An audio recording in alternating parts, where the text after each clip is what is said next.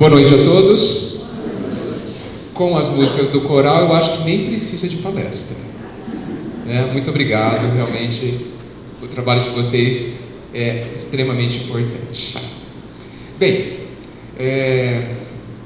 antes de tudo eu gostaria de agradecer o convite da casa. É um convite que sempre muito me honra. Eu acho que é a terceira vez que eu venho aqui e eu percebo que a vibração da casa é sempre muito tocante. E certamente todos vocês estão de parabéns por isso, porque a vibração da casa é do coração de vocês. A ideia hoje é fazermos algo um pouco diferente, porque às vezes nós palestrantes ficamos pensando, poxa, nós decidimos o tema e todo mundo tem que ouvir. Não sei se isso é muito justo, né? Então a ideia é que vocês levantem questões sobre um determinado conjunto de assuntos, porque certamente eu não seria capaz de responder qualquer pergunta, ou todas as perguntas sobre a doutrina principalmente, mas sim nós conversarmos hoje sobre aquilo que talvez mais os perturbe, mais os aflija, mais cause dúvidas, porque o nosso desafio é entender as palavras do Cristo sobre a amplitude que a doutrina espírita traz a elas e trazê-las para a nossa vida. Quantas vezes a gente se pergunta, como eu devo viver essa situação? Quantas vezes? Quase todas, não é?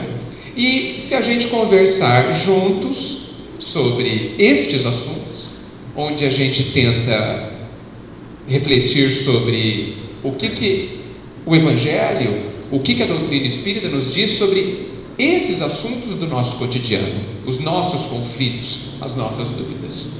Então, vai haver um microfone para que quem levantar a mão faça a sua pergunta, para que todos possam ouvir, e eu tentarei responder à luz da doutrina. Mas o ideal é que nós todos conversemos sobre o assunto e a gente chegue num conceito mais profundo e mais certeiro sobre como viver aquilo. Nós todos temos muitas dificuldades de relacionamento. Eu sou capaz de dizer que todos os nossos problemas estão na área do relacionamento. Todos. Eu não sei se a gente tem outros problemas.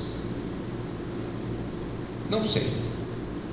E se temos os problemas da ordem afetiva, os problemas relacionados ao sentimento, são aqueles que mais tomam a nossa mente, que mais causam lágrimas, são também os que mais nos deixam felizes. E se a gente pegar, por exemplo, a primeira pergunta do Consolador a Emmanuel, a resposta dele diz que o Espiritismo, a doutrina espírita, vem trazer uma nova educação ao nosso sentimento, nos dizendo, já de início do livro, o quanto o sentimento é ainda aquela área dentro de nós que precisa de cuidados, que precisa de um equilíbrio, e que nós, por sermos estudantes da vida, temos dificuldades para sequer saber o que fazer, e depois de saber o que fazer, a dificuldade de fazer, de viver aquilo. Mas nós não podemos esquecer que tudo isso é possível, porque capacidade não nos falta. Nós precisamos ter convicção de que nós somos profundamente capazes, porque filhos de Deus, há já uma luz dentro de nós. Todas as luzes que a gente precisa já estão dentro de nós. Resta saber aonde. Aonde estão essas luzes, essas capacidades, esse equilíbrio dentro de nós. E é por isso que o conhecer-se, claramente dito pelos Espíritos, no Livro dos Espíritos, na questão 919, tem que ser um fator de grande esforço da nossa parte, da gente se interiorizar, para a gente procurar entender o que acontece dentro de nós, se entender, para então agir, principalmente dentro de nós. Bem, então, se pudéssemos hoje conversar sobre sentimentos, sobre os problemas dos relacionamentos, sobre as dúvidas sobre os relacionamentos, sobre as dificuldades de ordem sentimental, sobre os sentimentos, eu agradeceria bastante. Eu acho que contribuiria para todos nós, inclusive para mim. Então, deixo aberto para quem quiser começar. Tenho certeza que muitos vão querer. Boa noite, Edgar. Boa noite. Eu vim à sua palestra o ano passado e eu simplesmente fiquei encantada com o conteúdo e com a forma com que você verbaliza. Agradeço muito. E hoje veio a calhar, quando eu sabia que tinha palestra, mas eu não sabia que era você. E quando eu soube que era você e o tema, e realmente aconteceu um episódio hoje sobre relacionamento, eu falei, a primeira pergunta acho que seria...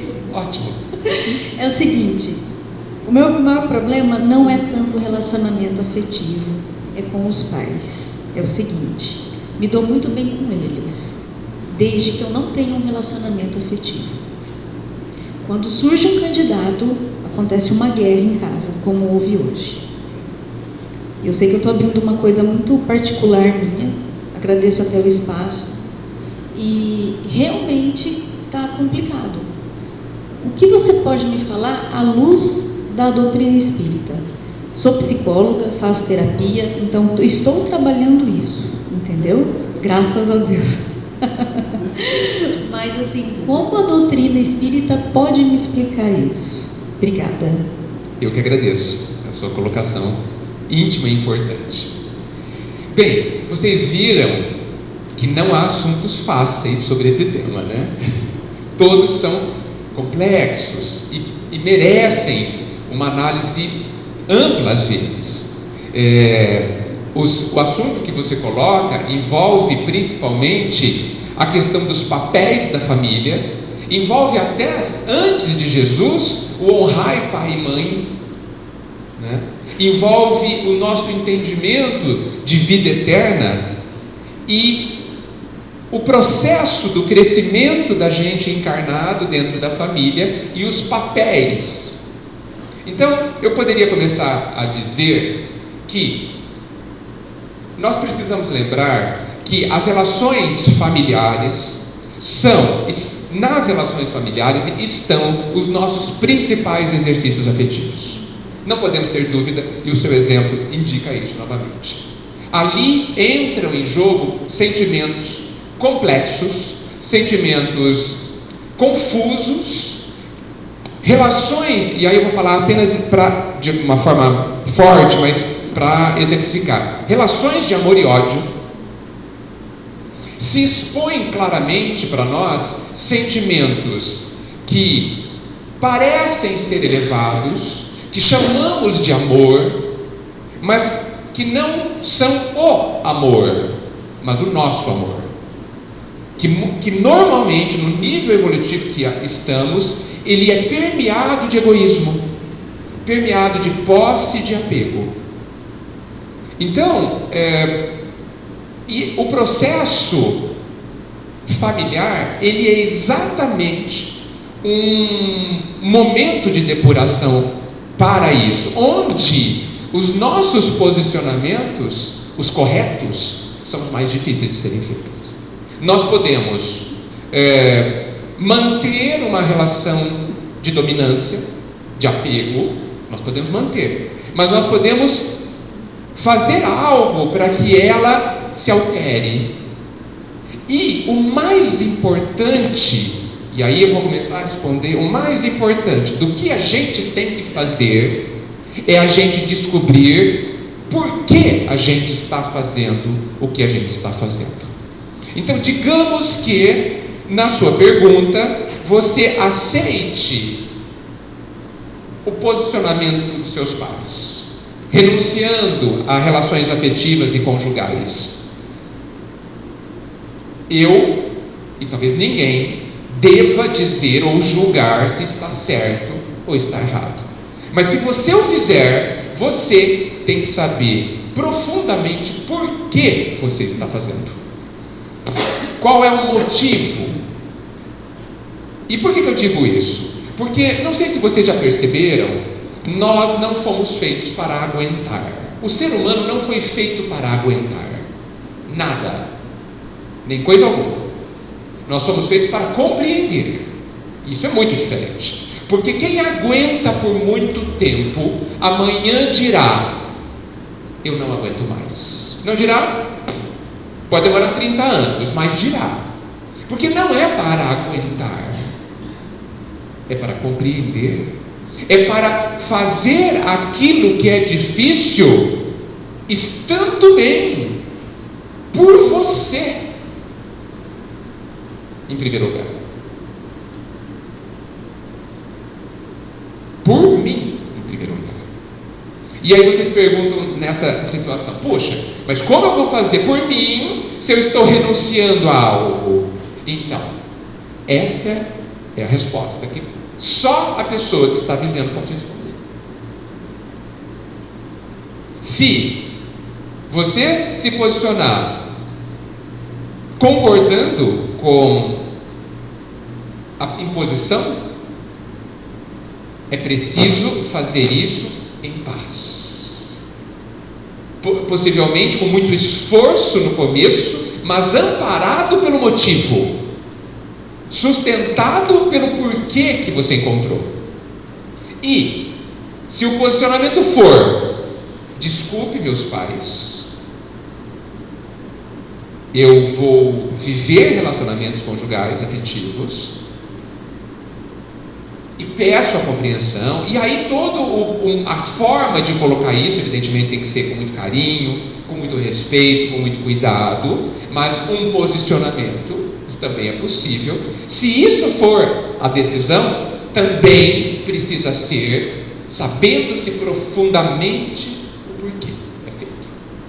E esse posicionamento não pode causar culpas, porque senão ele não foi bem entendido. Senão vai ter que aguentar a culpa.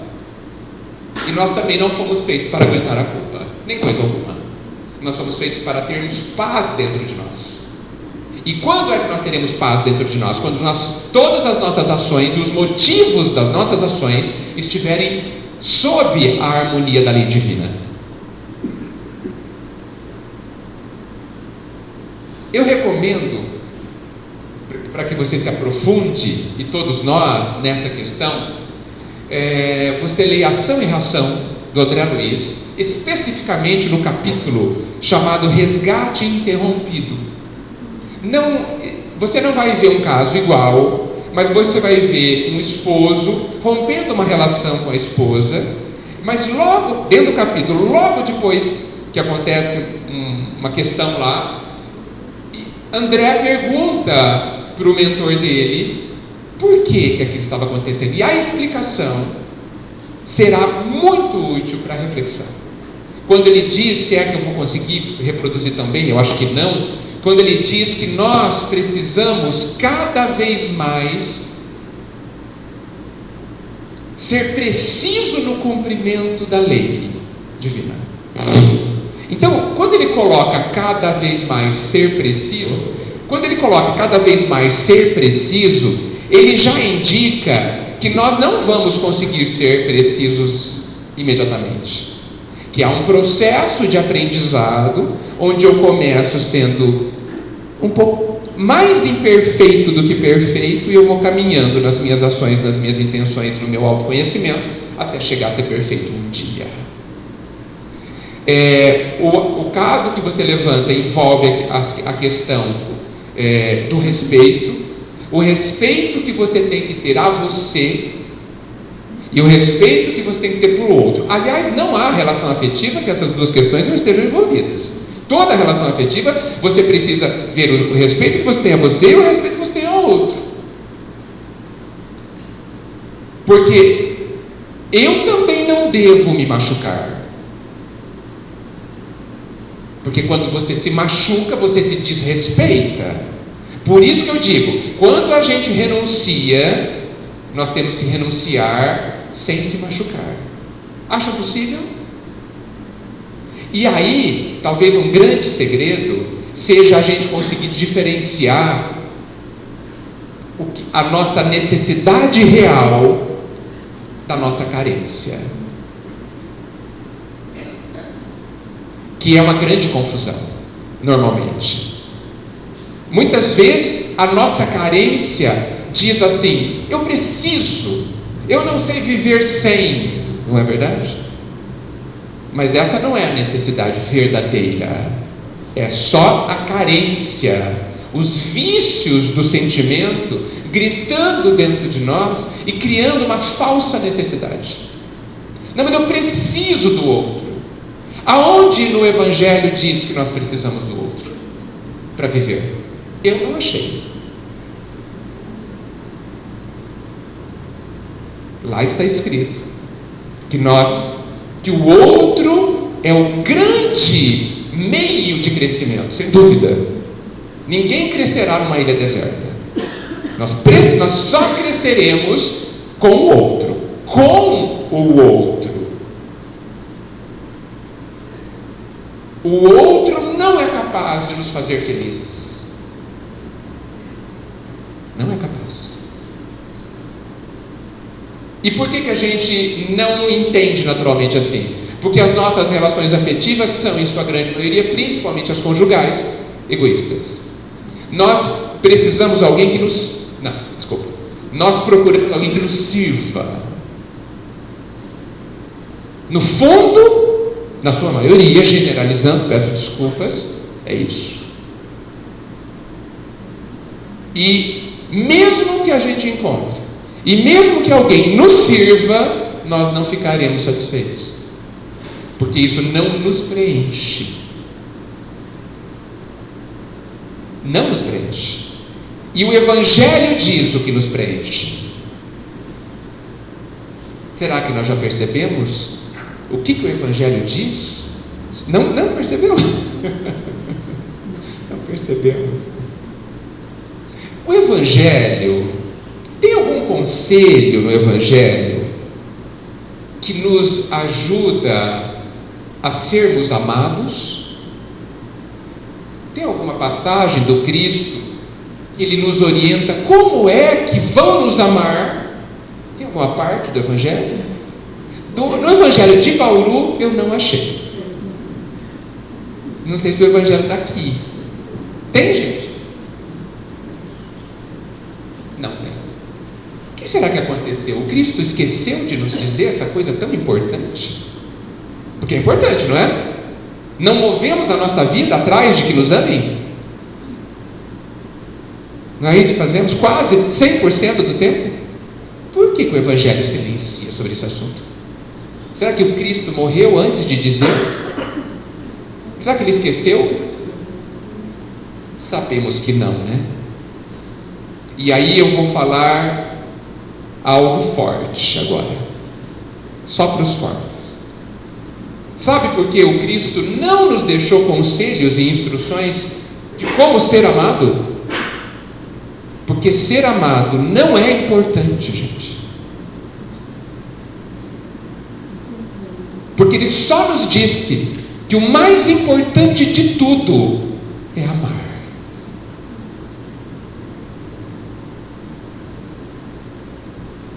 E vejam quanto nós nos enganamos na nossa vida, preferindo ser amado, rastejando para que nos amem, vendendo a nossa alma para que nos amem, e não vai adiantar nada, porque nós continuaremos vazios, porque só quando amarmos é que nos completaremos, nos preencheremos. Não sei se eu consegui responder. E, bem, vou fazer um parênteses aqui. Eu nunca vou dar a resposta dizendo assim: faça tal coisa. Você sabe que eu não posso fazer isso. Nunca. Se eu fizer isso, cortem o microfone. Tá certo? Sempre somos nós que precisamos descobrir dentro de nós, porque na vida não há regras, há conceitos, e nós temos que perguntar para nós, lá na nossa consciência profunda, o que eu devo fazer? Porque nós já sabemos, não sabemos? A nossa consciência profunda, Kardec pergunta para os espíritos: onde está escrita a lei divina? Na consciência de cada um. Então eu sei, você sabe. Só que nós vivemos o problema de não falarmos com ela. Nós não temos um relacionamento íntimo conosco mesmo.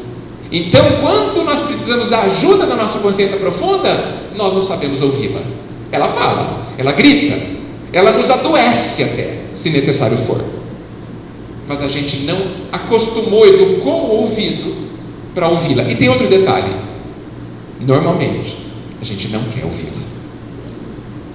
E aí, quando a gente não quer, a gente não ouve. Espero ter ajudado. Eu que agradeço.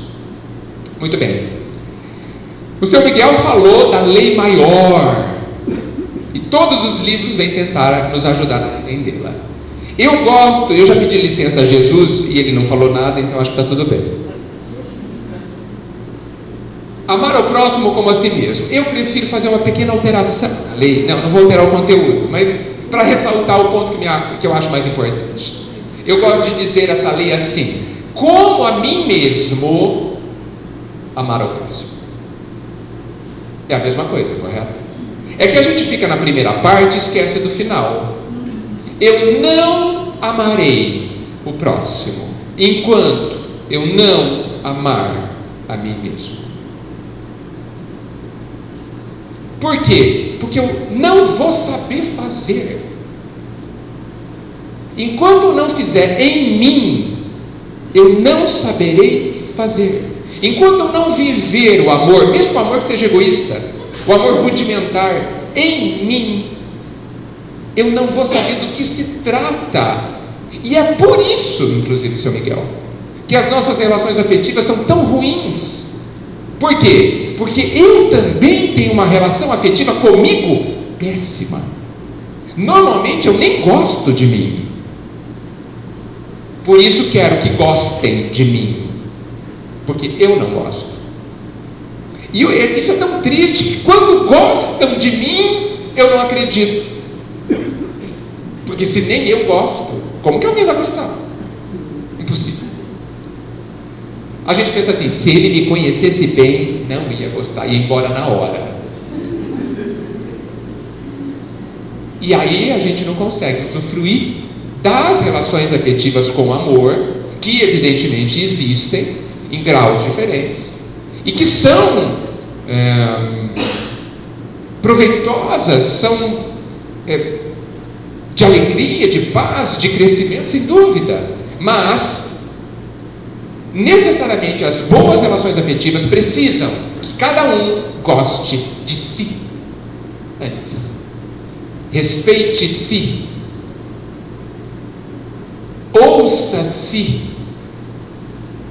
A gente se ouve, gente?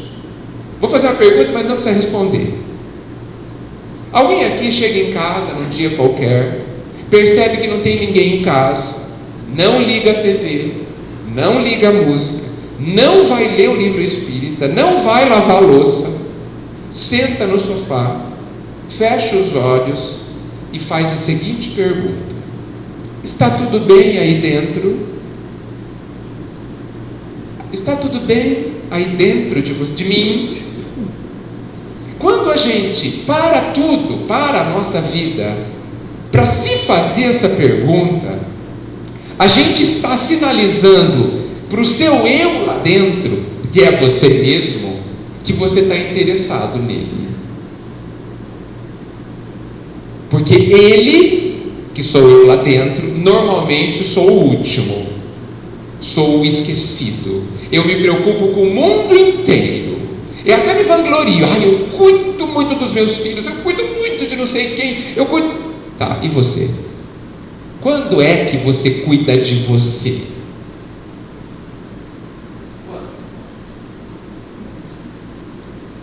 Tem que ter uma hora, uma boa quantidade de horas, inclusive. Então, essa questão está na raiz das nossas dificuldades, inclusive afetivas. A lei maior, seu Miguel, é absolutamente importante, e ela norteia, evidentemente, tudo, sobre tudo, principalmente sobre a relação afetiva. é assim, eu cuido de mim. Eu vou ao médico, eu vou ao cabeleireiro, Bom. eu vou comprar roupas novas. Sim. Estou cuidando de mim.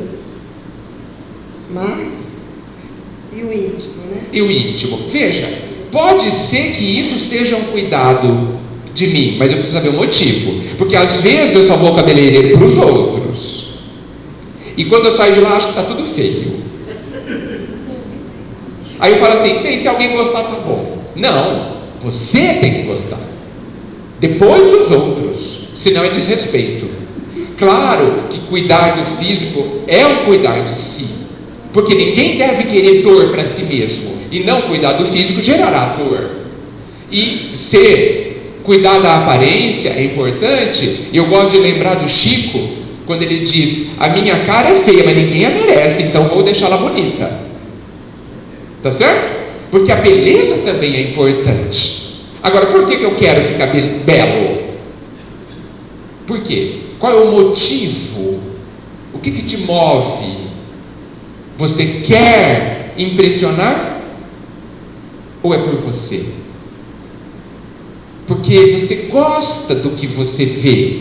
E aí esse ver não é só ver o espelho, tá? É ver o que está atrás dos olhos, que é o mais importante. Porque nós, gente, a gente precisa traduzir. Amor é uma palavra muito complexa e eu não a entendo direito. Aliás, eu quase não tenho ideia do que ela seja. Então eu troco em conceitos mais simples, como simpatia, por exemplo. Simpatia a gente entende. Então, sobre si mesmo, em vez de falar que eu tenho que me amar, e eu tenho, mas vamos começar se admirando.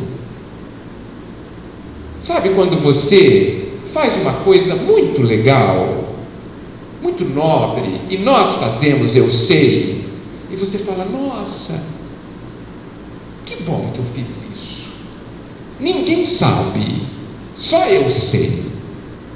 E ninguém mais precisa saber, porque eu sei. E eu me admiro por isso. Vou dar um exemplo. Digamos que a gente se sentiu magoado por uma determinada situação que alguém falou. Vejam a frase que eu utilizei. Eu não disse que alguém me magoou, porque eu não acredito que alguém seja capaz de me magoar.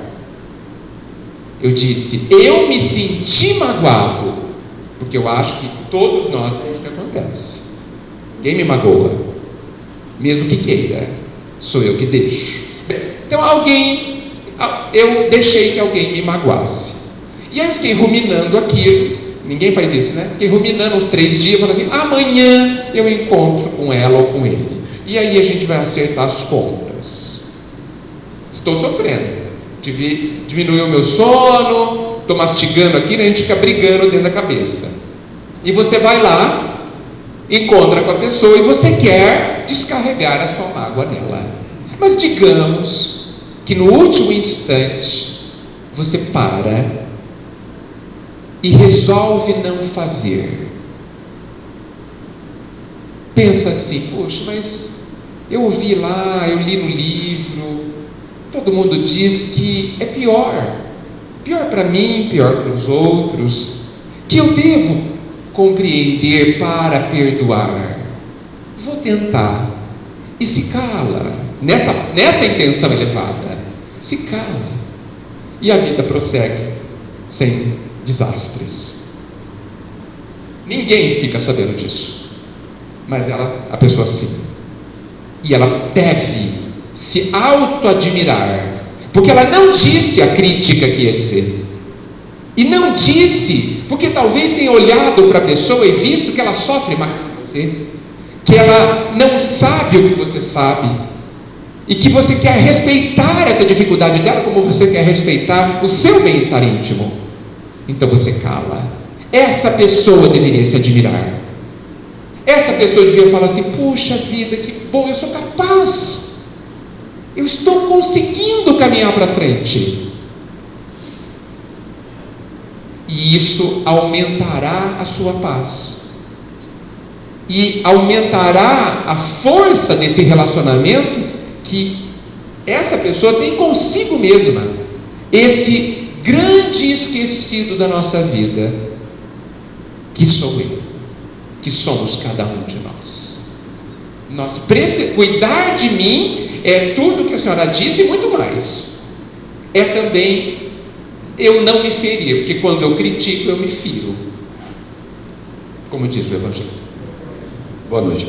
Eu queria fazer uma pergunta, ou de repente até complementar o que o senhor está falando, como uma forma de reforma íntima, porque a reforma íntima, na verdade, a partir do momento que você consegue fazer uma análise de consciência de tudo que aconteceu durante o teu dia, na hora que você vai dormir normalmente, certo? E você procura mudar e corrigir todos esses atos que às vezes você cometeu durante o dia, de errado, entendeu? A própria reforma íntima vai fazendo com que você consiga esse amor próprio.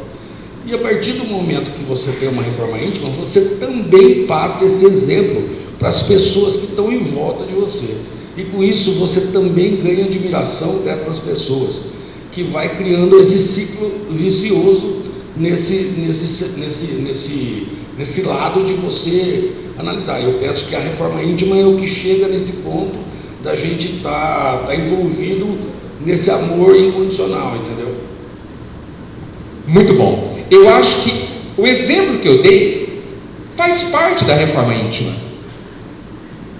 Mas a gente ouve a palavra que a gente precisa se transformar, reforma íntima, dentro das casas espíritas, quase todo instante. Mas eu acho que falta a gente discutir como que a gente vai fazer isso. Como que eu vou fazer isso? A sua pergunta é: consegue se amar através de condicionamento? É de um condicionamento. Repetição. Sim, consegue. Eu me amo, eu me perdoo, eu me aceito, eu me respeito. Sim. Eu me reconcilio comigo mesmo. Não é suficiente, Não é. Mas é um começo. É um começo, realmente. Educar é criar novos hábitos. Agora, quais hábitos? Os externos? Não. Os hábitos dos meus sentimentos, da minha forma de pensar e da minha forma de sentir, principalmente. É educar o sentimento, que é o que a doutrina está fazendo em nós, ou se propõe a fazer, é educar o sentimento. Então, quando eu digo a mim mesmo, eu sou amado, é possível que no primeiro instante eu não acredite.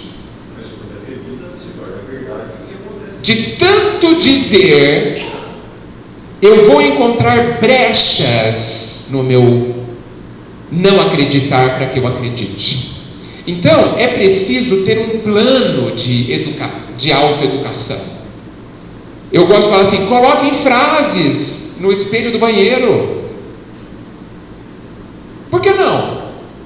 Por que a gente escova os dentes, gente, 4 vezes ao dia? Alguém pode me dizer? Vocês adoram escovar os dentes? Alguém quer parar a palestra para escovar o dente? Não trouxeram escova? Ah, talvez na bolsa. Por que a gente escova? É delicioso escovar o dente? Não, né? Por que a gente faz? Porque a mãe pegou no pé dos filhos durante 15 anos, 4 vezes ao dia, perguntando: escovar o dente? Não pode sair sem escovar o dente, não é isso? Isso é. Ou seja, a educação precisa da frequência, precisa que você bata o martelo anos no mesmo lugar. A água mole, gente, ela só fura a pedra se ela bater no mesmo lugar. Precisa de treinamento. Treinamento é esse condicionamento. Então, assim, eu vou colocar frases na minha casa inteira, vou pular alarme no meu celular, vou ler obras que me estimulem e falem da minha grandeza e da minha capacidade, não vou consumir notícias ruins que só me perturbam. Ou seja, isso é uma estratégia de autoeducação. Agora, a grande transformação é em como você se vê. Então, alguém pode falar assim: não, eu não me amo. Isso é inclusive uma constatação muito comum. Eu não gosto de mim. Então, este é o ponto de bloqueio que nós temos que tratar. Por quê? Eu não gosto de mim. Só porque a gente erra? É proibido errar?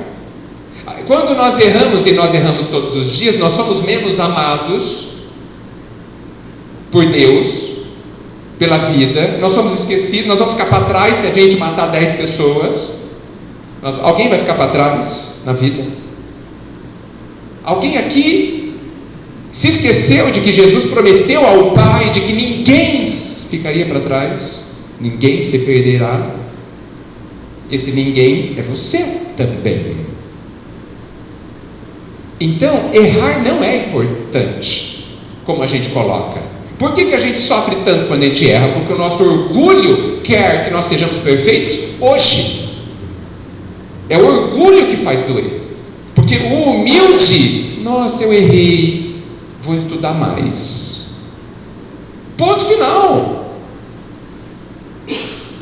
Porque o humilde já sabe, sempre soube que não sabia fazer. E só porque a gente estudou o Evangelho umas 3, 4 vezes, a gente acha que sabe alguma coisa. E não sabemos nada, até que a gente faça, porque só sabe quem faz. Então, nós precisamos desconstruir um conjunto de ideias, de crenças altamente limitantes. Porque, gente, a gente acha que as nossas prisões são ruins. As prisões, onde os presos vão, todo mundo junto, 20 na mesma cela. Pois as prisões da nossa cabeça são bem piores. Bem piores. Lá a gente se autotortura o dia inteiro. Eu tenho saudade dos chicotes da Idade Média, que só feriam os corpos. Porque hoje os nossos chicotes mentais nos ferem por dentro o dia inteiro, durante anos. São muito mais cruéis. Somos muito mais cruéis. E nós precisamos nos perdoar para que a gente se ame. Então há um trabalho a ser considerado, porque tudo isso se chama reforma íntima. Você ia falar alguma coisa? Quando eles falaram sobre o condicionamento e o treinamento, né? Acredito sim que seja um começo e que é um começo importante, né? Mas eu acredito em outros 2 caminhos também, né? Para a efetivação da reforma íntima e do amor próprio. O autoconhecimento é a tomada de consciência para qualquer mudança. Acho, inclusive, que eu só vou detectar que eu tenho um problema, só detectando que eu tenho um problema, que eu vou começar o treinamento. Então eu preciso ver, gente, ninguém que estando doente, mas não aceita estar doente, procura o médico. Certo? Eu estou doente, está doendo, mas eu não aceito. Ninguém, essa pessoa não vai procurar ao médico. Quando eu quero me transformar, é porque eu já sei que preciso. Isso já é uma tomada de consciência, que precisa se aprofundar profundamente. E quem vai nos ajudar a aumentar essa tomada de consciência? A vida, nos exercícios que ela nos traz, nem todos os dias. Nós precisamos abolir a ideia de que nós temos problemas. Não, nós não temos problemas. Nós temos exercícios educativos. Mas são difíceis, sem dúvida. São difíceis até que a gente aprenda. Depois fica bem fácil. Para Jesus perdoar, ele nem percebe, porque ele já aprendeu bem. E nós estamos nesse caminho. É o nosso caminho. Ele é o caminho. Então hoje nós não vamos perdoar o que ele perdoa, fiquem tranquilos. A gente só precisa perdoar pequenas coisinhas, pequenos exercícios que a vida nos dá, que parecem gigantescamente difíceis, e só são gigantescamente difíceis porque a gente não quer executá-los. No fundo, me desculpem a expressão, a gente faz muito mimimi. Eu sou capaz. Eu sou imortal, eu tenho tempo e eu tenho o amor do Pai. Falta alguma coisa? Falta alguma coisa? Confiança. Isso é meu. É isso que me falta. E na verdade, é isso que eu preciso aprender. É só isso que eu preciso aprender. Ter confiança em mim, saber que eu vou continuar sendo amado, saber que eu posso, saber que eu tenho tempo. Se eu cair, eu levanto. Simples, assim. E por que dói? Porque eu não quero. Irmão, boa noite. Boa noite. Irmão, acho que para essa nossa irmã aqui, o conselho que eu vou dar, ela pega se quiser. Todos nós aqui estamos aqui para ouvir as palavras de Jesus Cristo, certo? Sim, coloca mais perto do microfone. Tudo bem. Eu sou casado há 11, 20 anos, casado. Com 10 anos, eu tive muito problema na família, entre eu e minha esposa. Muito desavenças. E eu comecei a ficar muito triste comigo com aquilo. Eu falei, mas eu não casei para isso, certo? Para ficar essa demanda. Mas eu vi que algo estava perturbando entre eu e ela, nós não se entendia conversando. Acho que é o mesmo caso que o pai e a mãe não estão ensinando a filha a conversar, entendeu? E um dia eu me esvaziei por dentro, 10 anos casado, eu falei, mestre, Jesus, não nasci para isso. Não sei se ela tem mais irmãos, mais filhos, entendeu? Então a mãe quer o amor da gente, e é o jeito deles de tratar a gente. Trata com pancada, trata com carinho, trata, quer isso, quer aquilo. Acho que o caso dela seria um caso desse, entendeu? Dela pedir para Jesus Cristo uma luz, para iluminar ela, o pai e a mãe. O que quiser fazer para não ter essa contenda, porque ela vai precisar de um companheiro um dia. Eles vão embora da terra, isso é normal, todo mundo vai ter que ir embora mesmo. Então ela precisa, ela tem que compreender isso e pôr na cabecinha deles, pai, eu preciso de alguém um dia, que se você for embora, eu vou ficar sozinha, sem nada, cadê meu amparo também? Mas ela vai continuar amando o pai e a mãe, mesmo tendo um companheiro do lado dela. E eles devem ter medo de ela arrumar alguém e tirar esse amor dela para o pai e a mãe, entendeu? Porque está muito difícil o relacionamento hoje em dia, então o pai e a mãe ficam pensando muita coisa, e os velhinhos têm medo mesmo de ficar sozinhos. Eu não sei se entendeu, mas mais ou menos a história sua pode um pouquinho com a minha também passada, entendeu? Tá bom? Obrigado pelo depoimento. Tá, Deus abençoe. Você disse coisas importantes. Nós precisamos realmente pedir a Jesus. Ele é o nosso mestre. Ele disse que estaria conosco através dos tempos. Ele não está de enfeite, ele não pode estar de enfeite na nossa vida. Não pode. Nós precisamos verdadeiramente contar com Ele.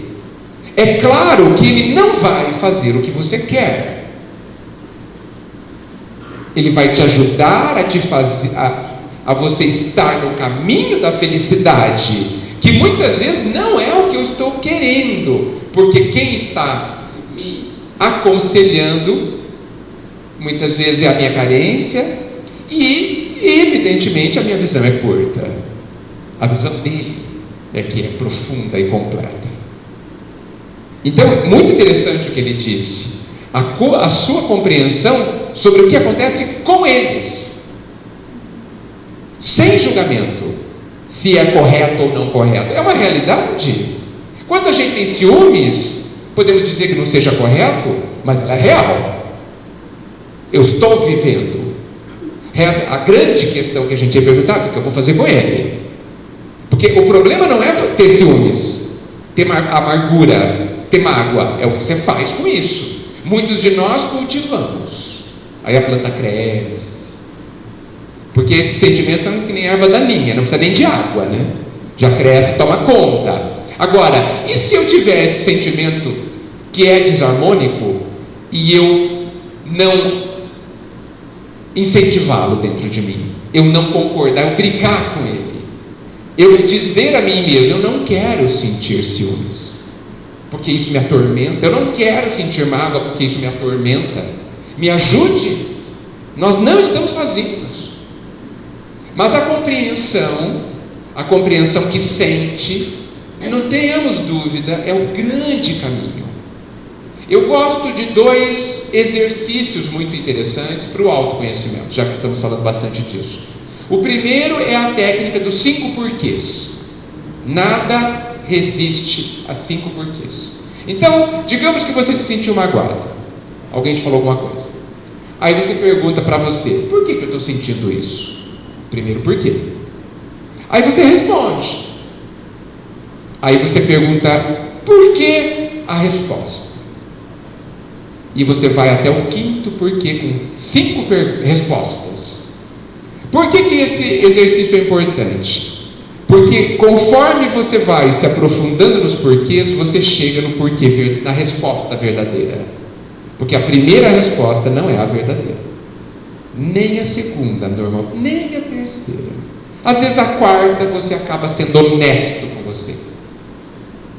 Por que eu tenho ciúmes? No final das contas, lá no último porquê, porque eu não gosto de mim. Porque eu tenho medo. E aí você consegue tratar.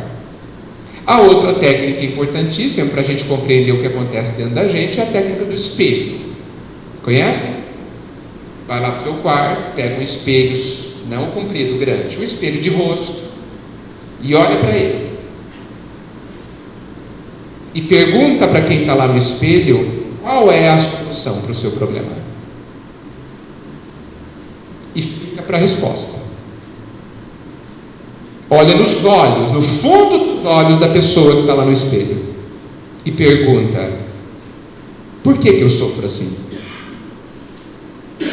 E a pessoa lá do outro lado vai te responder, porque ela sabe a resposta. Esse exercício é bem difícil de ser feito, mas é fantástico para você se aproximar de você, para você olhar para você, inclusive. Recomendo fortemente. Boa noite. Boa noite. Eu acho que pela questão do auto-ódio, que as pessoas sempre se afligem em si próprias, elas, por conta disso, elas não conseguem suportar esse ódio sozinhas. E por conta disso, elas transmitem esse ódio para o meio externo, torturando literalmente as outras pessoas, meio que para compensar a própria dor que elas não conseguem encarar, que é a dor que elas se auto-flagelam.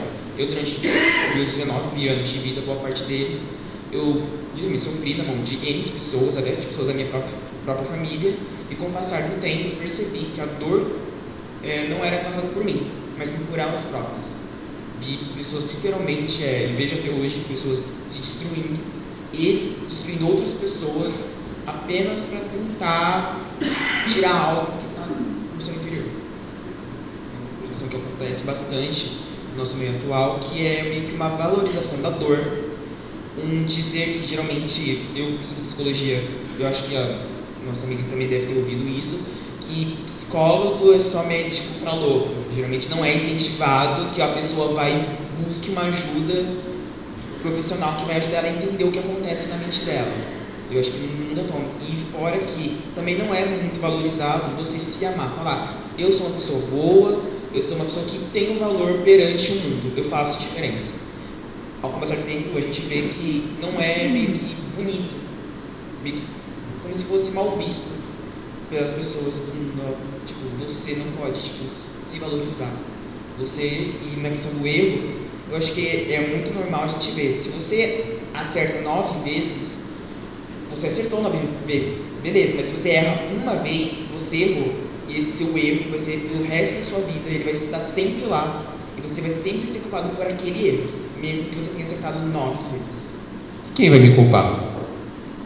Quem vai me culpar? As pessoas? Olha, se as pessoas me culparem e eu me amar, tá ótimo. Porque é problema delas. Agora, se eu me culpar, é problema meu. Então, eu concordo muito com você que as pessoas ferem porque estão feridas. Eu vou contar uma historinha sobre isso. Venho muito calhar nesse instante.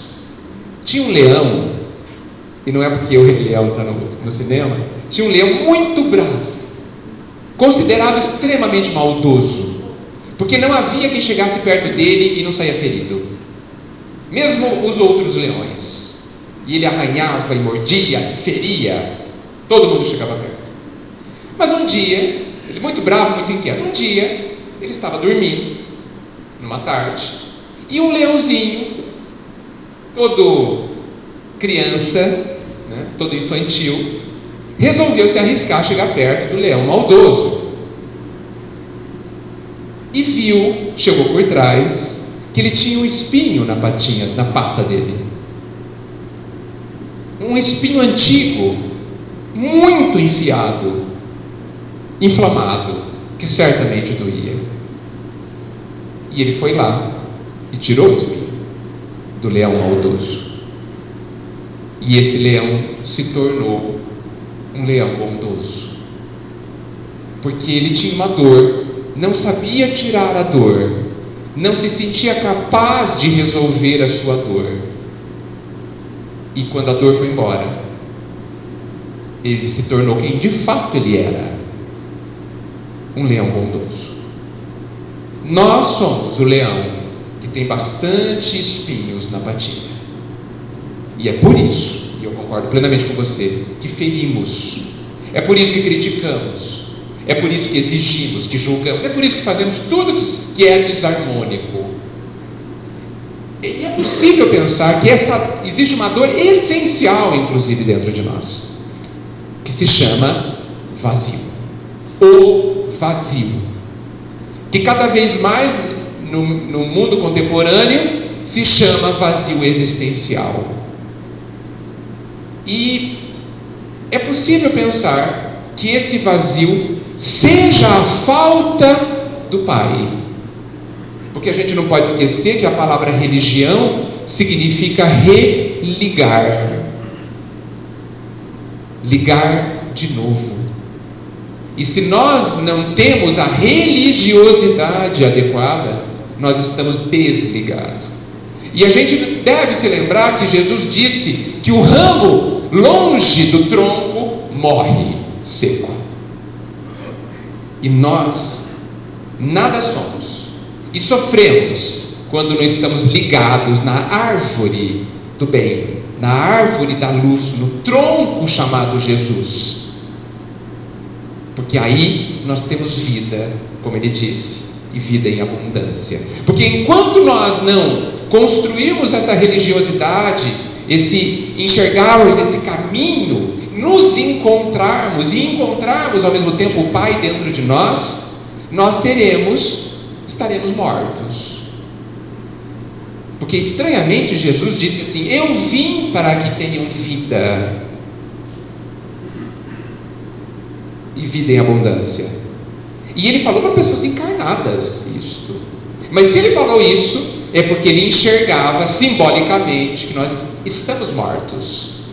Mortos no bem, mortos no autoconhecimento, mortos na tristeza, mortos na desesperança, mortos no não amar-se.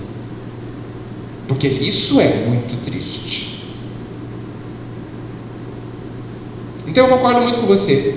Agora, isso que você disse é a chave para que nós não nos magoemos com o outro. Porque se eu sei que ele não me feriu porque não gosta de mim, ele me feriu porque tem uma dor, ele me feriu porque ele sofre, ele não me feriu porque ele não se conhece, então eu tenho a chave para o perdão. Entende? Porque da mesma forma, quando eu firo, observem-se, eu firo porque também sofro. Ninguém que é feliz magoa alguém. Concorda, gente? Quem é feliz espalha a felicidade. E quando nós criticamos, quando nós não compreendemos, quando nós ferimos, quando nós exigimos, é por quê? Porque não sou feliz. Agora, não devemos nos preocupar muito quando não nos compreendem. E eu entendo, porque você citou essa questão. É um exercício difícil não ser compreendido, não ser respeitado. Mas ele é fácil de ser vivido quando você se respeita. Porque é possível pensar que quando o mundo inteiro não me respeita, ou quando algumas pessoas não me respeitam, a vida está te alertando e te perguntando: você se respeita? Porque não podemos esquecer, e a psicologia fala muito isso, que tudo é espelho, né? Tudo é espelho. Então o que eu estou vendo? O que me incomoda? O que me incomoda fala de mim, não fala de quem incomodou. Então a pessoa é chata. Qual é o seu problema para considerar a pessoa chata? Porque sou eu que tenho problema, sou eu que considero chato. Então vamos usar isso e nos voltar para nós. Nós precisamos desesperadamente parar de achar um culpado, porque só há um responsável, e é a palavra que eu prefiro: sou eu. Ninguém é capaz de acabar com a sua vida, só você.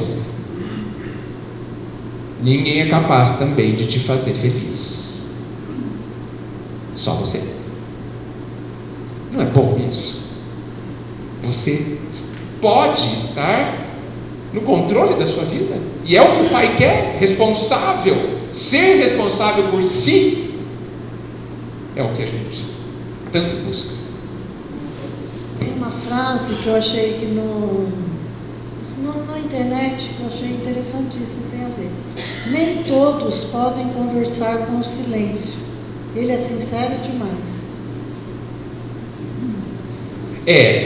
O silêncio grita. Sabe por quê? Porque no silêncio só tem a sua voz. No silêncio. Por isso que a experiência, o exercício da solidão é muito útil, gente. Porque na solidão tem você. E por que ocorreu a solidão? Porque você precisa se encontrar com você. Até hoje você se perdeu no meio da multidão, no meio da família, se preocupou com todos os problemas. Então todos os problemas acabaram, todo mundo já desencarnou, todo mundo já se virou, todo mundo tem você. Agora é sua vez. Eu já vi pessoas falando assim: eu cuidei da minha família inteira, agora eu estou sozinha. Por quê? Para cuidar de você. É a sua vez. Você já cumpriu, agora cuida de você. Aliás, a gente devia ter cuidado faz tempo. A vida, por muito te amar, te deixou só para que você se encontre. Porque ninguém que está consigo mesmo está só. Ninguém.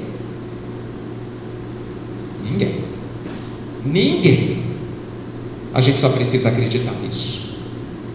Nós precisamos abandonar os sonhos infantis. Oi. Então o amor próprio não pode ser considerado um egoísmo, né? Ótima pergunta. A gente acha que o egoísmo é uma coisa ruim. E é. Mas o que é o egoísmo? O egoísmo, gente, a gente não pode pensar que o pai criou coisas ruins, né? Como que o perfeito cria coisas imperfeitas? Não pode, né? Então por que Deus colocou o egoísmo e o orgulho dentro de mim? Ele não colocou. Ele colocou outra coisa. Ele colocou o instinto de conservação, por exemplo. Só que a gente exagera. Quando a gente gosta de uma coisa, a gente exagera e aí fica ruim. A minha mãe fala: tudo que é demais sobra, né, mãe? Tudo que é demais sobra. Então fica ruim tudo que é demais. Aliás, tudo que é demais vira veneno. Não é, gente? O remédio demais mata. Então o instinto de conservação que diz que a gente deve cuidar de si, que já é um pouquinho do auto-amor, um auto-amor instintivo, rudimentar, que nasceu lá dos animais, ele está dentro de nós. Só que a gente vira homem no sentido de entrar na espécie humana enquanto espírito, e a gente gosta daquilo, se acha forte e vai para o egoísmo. Então a gente exagera. Por isso que a gente não deve matar o egoísmo. Aliás, nem é possível. A gente deve diminuir a quantidade. Porque o que é o egoísmo? O egoísmo é tudo para mim, nada para você. E o certo é para você, mas também para mim. Porque senão eu não amo o outro como a mim mesmo. E quando eu quiser pegar a minha parte, dar tudo para você, que isso muitas vezes se chama sacrifício, se eu fizer isso porque quero, porque acho que a melhor coisa que eu posso fazer, isso se chama amor. Quando você se dá, não há sofrimento, porque eu só dou o que eu já tinha. E sofrer é quando eu dou o que eu não tenho. E aí a gente cobra de volta. Porque tudo que a gente constrói dentro da gente, se a gente der tudo, a gente fica com tudo ainda. Porque o amor é daquelas coisas milagrosas, porque divinas, que quanto mais se reparte, mais se multiplica. O Pai, gente, é abundante. Nada nos faltará. Lembram? Lá em Davi, no Salmo 23. Por que a gente tem medo de perder as coisas, se nada te faltará? Por quê? Não tem sentido, é uma luta inútil. Nós somos donos do mundo, filhos de Deus, donos de tudo. Bem, já temos bastante material para pensar, não? Sim? Eu também. Eu agradeço demais a oportunidade, agradeço demais as perguntas, elas foram fantásticas, foram maduras, foram elevadas, foram muito adequadas para que a gente refletisse e se fortalecesse no caminho que a gente tem que seguir, na direção da gente se curar, porque ninguém vai poder nos curar, nem o Pai. Isso é trabalho nosso. Então nos coloquemos adultos, nos coloquemos maduros, nos coloquemos de pé e vamos em frente no trabalho, entendendo que aqui não é um parque de diversões. Não é. Se você sonhou que aqui era parque de diversão, sonhou errado.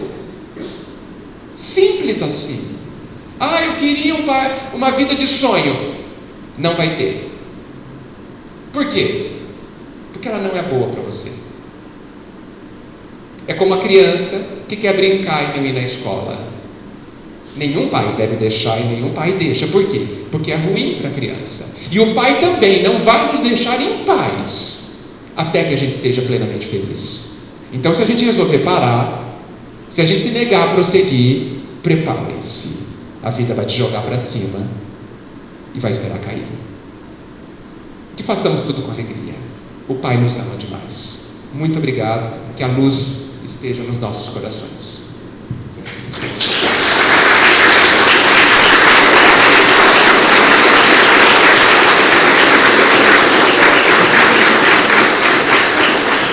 Obrigado, Deus. Agradecer imensamente.